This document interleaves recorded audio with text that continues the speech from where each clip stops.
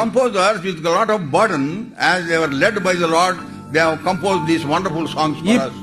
మనం పాడే పాటలు ఈ రాసినటువంటి వాళ్ళు ఎంతో భారంతో ప్రభు నడిపించిన దాన్ని బట్టి రాశారు. But Bakshi never said, let us sing first verse and the last verse.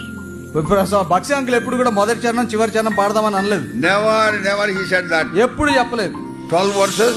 12 చరణాలుంటే దేవునికి స్తోత్రము. 12 verses. 12 చరణాలు దాంట్లో. And he will announce. చెప్పేవాడు. 12 verses we all used to sing. 12 చరణాలు పాడేవాడు. Another song 10 verses.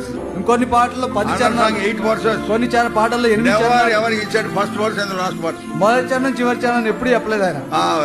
Recently in America, ఈ మధ్య అమెరికాలో brother was announcing like this. ఒక సోదరుడు ప్రకటన చేస్తున్నాడు. Since we don't have any time, shall we sing the last verse of this song?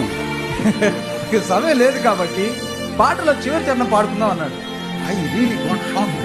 అకస్మాత్తుగా నాకు ఆశ్చర్యం. Afterwards, when I went to pulpit to preach, pulpit దగ్గరికి వెళ్ళిన తర్వాత భోజనం I said like this. నేను అన్నాను, After the meeting is over, కూడికి అయిపోయిన తర్వాత you got 4 or 5 hours, you gossip and gossip. 4-5 గంటలు గప్పాలు కొడుతూ ఉంటారు.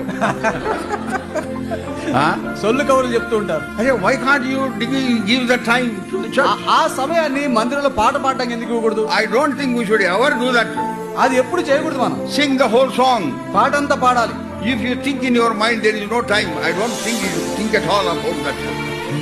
ఆ టైం లేదనుకుంటే అసలు దానికి పాట గురించి Having come here, we should spend the whole time.